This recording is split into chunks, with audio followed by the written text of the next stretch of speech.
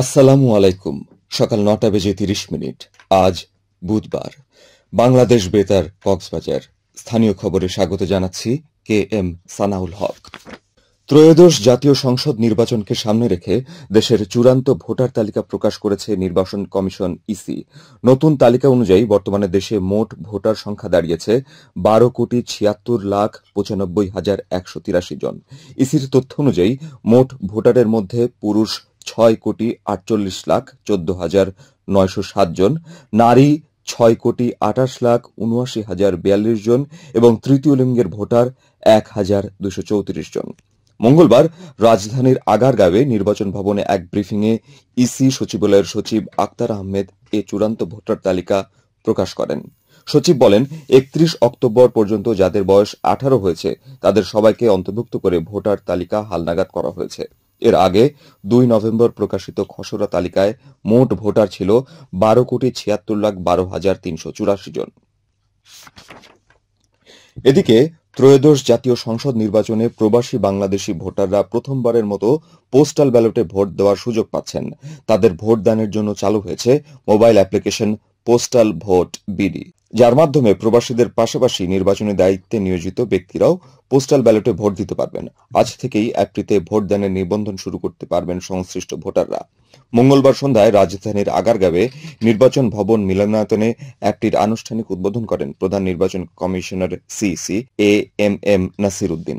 এ সময় নমুনা হিসেবে মিশর, জাপান, আরব আমিরাত, কেনিয়া ও নেদারল্যান্ডস থেকে একজন করে প্রবাসী নিবন্ধন সম্পন্ন করা হয়।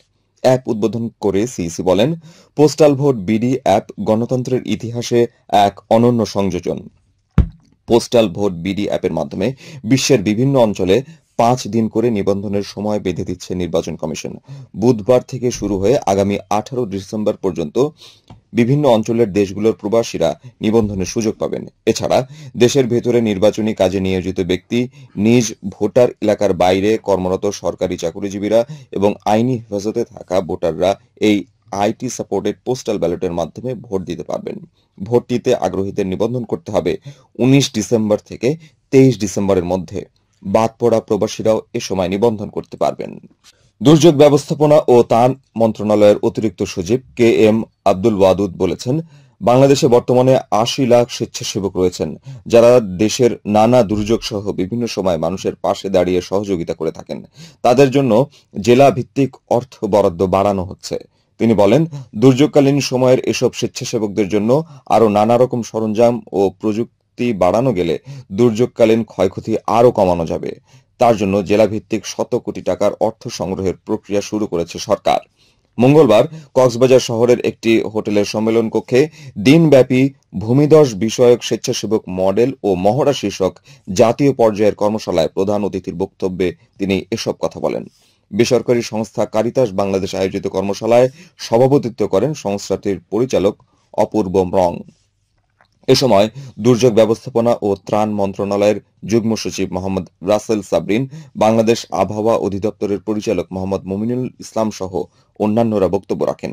এতে উপজেলা নির্বাহী কর্মকর্তা, ফায়ার সার্ভিস, আনসার ভিডিপি, বিভিন্ন সংস্থার প্রতিনিধি সহ বান্দরবান ও কক্সবাজার জেলার ২ শতাধিক স্বেচ্ছাসেবক অংশ নেন। টেকনাফে ভ্রাম্যমাণ আদালতের মাধ্যমে অবৈধ স্থাপনা উচ্ছেদ করে ১ একর সরকারি খাস জমি উদ্ধার করেছে উপজেলা প্রশাসন। গতকাল দুপুরে উপজেলার বাহারছড়া ইউনিয়নের মারিশবানিয়া এলাকায় কক্সবাজার টেকনাফ মেরিন ড্রাইভ সড়কের পশ্চিম পাশে অবৈধভাবে গড়ে ওঠা দোকানপাট ভেঙে দেওয়া হয়। অভিযানে নেতৃত্ব দেন উপজেলা সহকারী কমিশনার ভূমি রাকিব হাসান চৌধুরী। কক্সবাজারে চোরাচালান বিরোধী অভিযানে মালিকবিহীন বিপুল পরিমাণ কারেন্ট জাল উদ্ধার করেছে বিজিবি। গতকাল উখিয়ার সোনারপাড়া ঝাউবাগান এলাকা থেকে এসব জাল উদ্ধার করা হয়। কক্সবাজার ৩৪ বিজিবি ব্যাটালিয়নের অধিনায়ক lieutenant colonel S M Khairul Alam জানান, কিছু সংঘবদ্ধ চোরাকারবারি সাগরে মাছ ধরতে নিষিদ্ধ কারেন্ট জাল মজুত করে। খবর পেয়ে অভিযানে নামে বিজিবির একটি টহল দল। এ সময় পরিত্যক্ত অবস্থায় ৮৫ পিস কারেন্ট জাল উদ্ধার করা হয়। উদ্ধারকৃত কারেন্ট জাল পরবর্তী আইনি প্রক্রিয়ার জন্য রামু থানায় হস্তান্তর করা হয়েছে। টেকনাফে আবারও 2টি মাছ ধরার ট্রলার সহ 16 জন মাঝি মাল্লাকে ধরে নিয়ে গেছে মিয়ানমারের আরাকান আর্মি।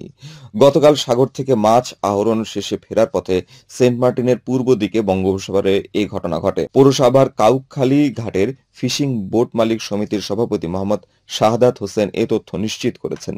এ বিষয়ে খোঁজখবর নেওয়া হচ্ছে বলে জানিয়েছেন উপজেলা নির্বাহী কর্মকর্তা শেখ এহসান উদ্দিন। আবহাওয়া এখন জানিয়ে দিচ্ছি বাঁকখালী নদীর মোহনা ও সংলগ্ন এলাকার সামুদ্রিক জোয়ার ভাটার সময়সূচি। আজ ভাটা শুরু হবে সকাল 9:48 চলবে বিকেল 4:01 পর্যন্ত। খবর শেষ হলো। আমাদের পরবর্তী খবর প্রচারিত হবে আজ দুপুর 2:30